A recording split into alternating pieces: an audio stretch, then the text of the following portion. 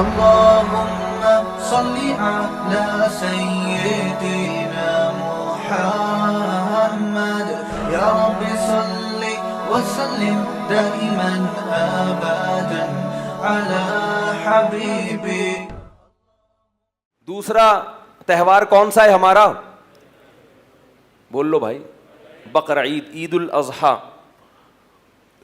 عید الفطر میں بھی دو خوشیاں، جسمانی بھی اور روحانی بھی. جسمانی کیا؟ کھاؤ پیو اتنے عرصے، ویسے تو روز کھاتے ہیں لیکن عادی ہو جاتے ہیں. جب آپ کو چھٹی دے دی جائے نا تو پھر زیادہ مزہ آتا ہے کھانے کا. مجھے تو ابھی سے کل کا دوپہر کا وہ جو ہے نا سوچ سوچ کے پاگل ہو گیا، کیا کھاؤں گا کل دوپہر کو میں کھانے میں. ٹھیک ہے نا، تو سوچ رہا ہوتا ہے کیونکہ دوپہر کھانے کے بعد جو لیٹو کمر سیدھی کرنے کے لیے تھوڑی دیر نیند کرو پھر اٹھو، کیسا فریش ہو جاتا ہے آدمی، کیسا فریش ہو جاتا ہے. اس لیے علماء کہتے ہیں عید کے دن بار بار یہ نہ کہو ہائے رمضان ہائے رمضان ہائے. بھائی اللہ جب کہہ رہا ہے خوش ہو جاؤ تو بس ٹھیک ہے نا. بعض لوگ کہتے ہیں نہیں مجھے تو رمضان ہی چاہیے، رمضان. بس صوفی بننے کی کوشش کرتے ہیں. اعتکاف والوں کو بھی خوشی ہوتی ہے، چھٹی مل گئی، نعیم بھائی سے جان چھوڑ گئی. وہ آپ کے فائدے کے لیے بولتے ہیں اللہ کے بندو. تو کیا ہوا؟ او ہو شروع سے جا ہی نہیں رہی تھی آواز. چلیں صحیح. دوسرا ہمارا تہوار کون سا ہوتا ہے؟ عید الاضحیٰ. اس دن بھی دو خوشیاں ہیں، روحانی بھی. اور ایسا کریں، یہ مجھے ایسے پکڑا دیں یار، اس کو ہٹا دیں، یہ صحیح ہے. عید الاضحیٰ کے دن بھی روحانی خوشی بھی ہوتی ہے اور جسمانی. جسمانی کیا؟ دھڑا دھڑ گوشت پیلو تسلی کے ساتھ. کیا خیال ہے؟ اتنا گوشت پورے سال کھانے کو نہیں ملتا. اتنا گوشت بکرے کا بھی ہے، گائے کا بھی ہے، دمبے کا بھی ہے، ٹھیک ہے، اور اونٹ کا بھی ہے، اور پھر چانپیں بھی ہیں، پائے بھی ہیں. یعنی ایسا نہیں ہوتا کہ پائے آپ کو نہ ملیں، بھائی بہت ہیں پائے. سریاں بھی ہیں، اور کٹاکٹ چاؤ وہ نہیں، وہ مکروہ ہے ہمارے ہاں. کٹاکٹ جو گردے پھیپڑے کا ہوتا ہے. کلیجی بھی ہے. اتنا وافر مقدار میں گوشت. کلو منہا، اللہ فرماتے ہیں رج کے کھاؤ، وَأَطْعِمُوا الْبَائِسَ الْفَقِيرَ، اور غریبوں کو بھی رج کے کھلاؤ. تو گوشت دبا کے تسلی کے ساتھ اتنا تازہ اور اتنا لذیذ. قربانی کے گوشت کی لذت ہی الگ ہے. اتنا گوشت پورے سال، اور گوشت سید الطعام ہے، تمام کھانوں کا کیا ہے؟ بادشاہ ہے. یہی وجہ ہے کہ ہر دعوت میں کیا ہوتا ہے؟ گوشت ہوتا ہے. اگر آپ نے ولیمے کی دعوت کی اور آپ نے بہترین قسم کے دال چاول کھلا دیے کسی کو، وہ مانے گا؟ بولے گا بھائی گوشت کہاں ہے؟ باربیکیو میں گوشت ہوتا ہے. ہر بڑے ہوٹل میں کیا ہے؟ مسلمان گوشت خور ہے، ہندو گوشت نہیں کھاتے. سنے آپ کھانے لگے ہیں واللہ عالم، لیکن مسلمان ہمیشہ سے کیا ہے؟ گوشت خور ہے. کیونکہ گوشت خوراک ہے بھائی، لذت بھی ہے اور پروٹین بھی ہے. تو یہ ہمیں تازہ وافر مقدار میں کھانے کو ملتا ہے ہر قسم کا. اور روحانی فائدہ، ایک فائدہ کیا کہ ہم کھلاتے بھی بہت ہیں. عام دنوں میں اتنا کھلا نہیں سکتے، جیب بسا اوقات اجازت نہیں دیتی. اتنا کھلاتے ہیں، 1/3 صدقہ کر دیا، رشتہ داروں کو بانٹ دیا، دعوتیں کر لیں. تو اللہ کو کھلانے والا بھی کیا ہے؟ پسند ہے. اور یہاں جو ایک مادی فائدہ یہ بھی رہ گیا کہ عام دنوں میں جب آپ کھائیں گے تو کھانے پہ ثواب نہیں ملتا، ثواب روزے پہ ملتا ہے. لیکن بقرعید کا گوشت کھانا کیا ہے؟ ثواب ہے. اسی وجہ سے بقرعید میں روزہ رکھنا حرام ہے، کیونکہ اللہ تمہاری دعوت کر رہا ہے اور تم اللہ کی دعوت کو ٹھکرا رہے ہو. تو اس سے زیادہ نفیس کھانا، عزت والا کھانا ہو سکتا ہے کہ اللہ اس جانور کو کس کی طرف منسوب کر رہے ہیں؟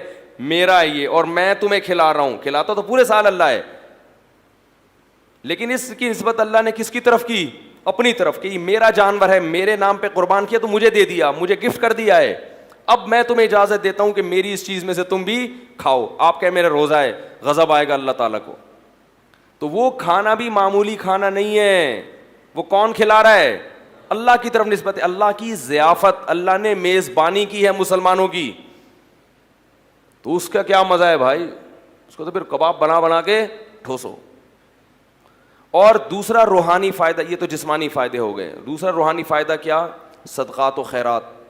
اور ایک بہت سب سے بڑا فائدہ کیا کہ ابراہیم علیہ السلام کی یاد ہم نے تازہ کر دی, ان کی سنت کو زندہ کرنے کے لیے ہم نے جانور کیا کیا ہے؟ قربان کیا. لہذا ہر ایک بال پر اللہ ہمیں نیکی دے رہا ہے. تو روحانی طور پر جو اعمال کا ترازو تھا وہ کافی وزنی ہو جاتا ہے. نبی نے فرمایا کہ اللہ کو بقرعید کے دن جانور کا خون بہانے سے زیادہ کوئی عمل محبوب نہیں ہے, اور یہ دیوانگی ہے کہ مال کو ضائع کر دو اللہ کے لیے. تو روحانی سکون میں ملتا ہے کہ اللہ کے لیے ہم نے کیا کیا, اپنے مال کو قربان کیا.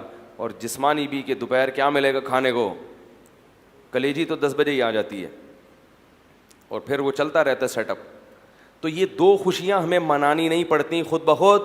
تبھی مسلمان عید اور بقرعید کے دن نہ شراب پیتے ہیں نہ ناچتے گاتے ہیں, کیونکہ ان کو خوشی منانی نہیں ہے, خوشی خود بخود ہو رہی ہے. غیر مسلموں کو خوشی ہوتی نہیں ہے, تو خوش رہنے کے لیے ان کو شراب کا سہارا, بولو بھائی, لینا پڑتا ہے. موسیقی کا سہارا لینا پڑتا ہے, ناچ گانے کرنے پڑتے ہیں. جتنی روحانیت مسلمانوں کے تہوار میں ہے اتنی روحانیت کسی مذہب میں نہیں ہے, کسی تہوار میں نہیں ہے. جو بھی تہوار خوشی کا آئے گا لوگ ٹریک سے کیا کرتے ہیں, ہٹ جاتے ہیں, کیونکہ ان کے پاس کچھ ہے نہیں. ہمیں اللہ اس کے رسول نے خود بتا دیا, ہمیں ہٹنے کی ضرورت نہیں, اس لیے کہ عید کے دن کھانے کی اجازت مل جانا یہی بہت ہے. بھائی کھائیں گے آج, بس یہ کافی ہے, ہمیں اسی سے بہت خوشی ہو گئی. روٹی کھائیں گے, پراٹھا کھائیں گے صبح اٹھ کے, بہت دنوں سے نہیں کھایا, تو یہی خوشی بہت ہے.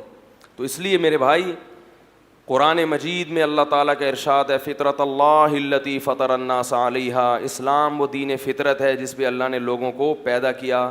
یہ محمد صلی اللہ علیہ وسلم کا بنایا ہوا دین نہیں ہے.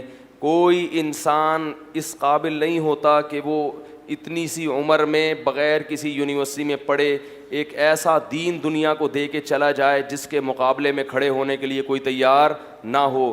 تو اسلام کا رمضان بھی اسلام کے برحق ہونے کی دلیل, رات کی تراویح بھی اسلام کے برحق ہونے کی دلیل, اور مسلمانوں کے تہوار بھی اسلام کے برحق ہونے کی دلیل. اور اس میں عید الفطر بھی ہے اور صدقہ فطر بھی ہے, تاکہ آپ کے ساتھ غریب لوگ بھی عید کی خوشیوں میں شریک ہو جائیں. صدقہ فطر ہے. فطر کا فلسفہ بڑا ٹیکنیکل ہے, بس یہ آخری بات کر کے بیان ختم کرتا ہوں. دیکھو صدقہ فطر کیا ہے, کہ آپ جتنے بچے پال رہے ہیں سب کی سر کا کیا نکالیں گے, صدقہ. جتنے بچے زیادہ ہوں گے صدقہ اتنا ہی زیادہ. اور یہ صدقہ فطر جرمانہ نہیں ہے, شکرانہ ہے, کیونکہ عید میں جرمانے,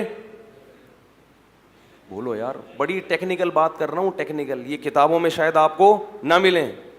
صدقہ فطر شکرانے کا صدقہ ہے, جرمانے کا ٹیکس نہیں ہے کہ اتنے کیوں ہیں.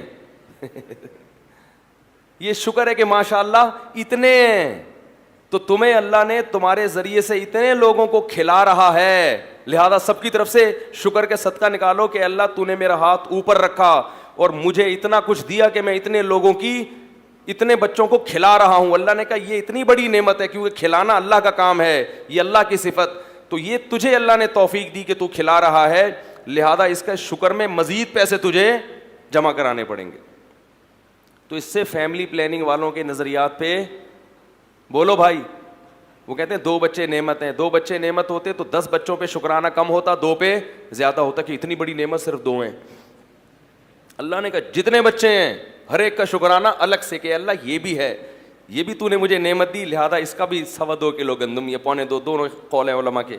اے اللہ یہ بھی تو نے مجھے دیا اور میں اس کو کھلا بھی رہا ہوں, تو اس کی طرف سے بھی کیا ہے, شکر, کہ تو نے مجھے کھلانے کی توفیق دی. اور ہر سال یہ دوبارہ شکر ادا کرنا پڑے گا کہ اب تک ہیں. سمجھ رہے ہو؟ تو صدقہ فطر میں ہمیں یہ تصور میں ملتا ہے کہ بڑا خاندان ہوگا تو صدقہ فطر زیادہ ہوگا, کیونکہ اللہ کی نظر میں بڑا خاندان یہ بہت بڑی نعمت. تو امید ہے آپ لوگوں نے ادا کر دیا ہوگا, نہیں کیا تو کر دیجیے گا, بہت ثواب ملے گا انشاءاللہ. اللہ تعالی ہم سب کو عمل کی توفیق عطا فرمائے. سبحانک اللہم و بحمدک نشہد ان لا الہ الا انت نستغفرک ونتوب الیک. کل 7:15 بجے عید کی نماز ہوگی انشاءاللہ. صدقہ فطر جو ہے بہتر ہے عید سے پہلے دیں, لیکن عید کی نماز کے بعد بھی جائز ہے, وہ قضا نہیں ہوتا لیکن ثواب کم ہو جاتا ہے, سمجھ لیں.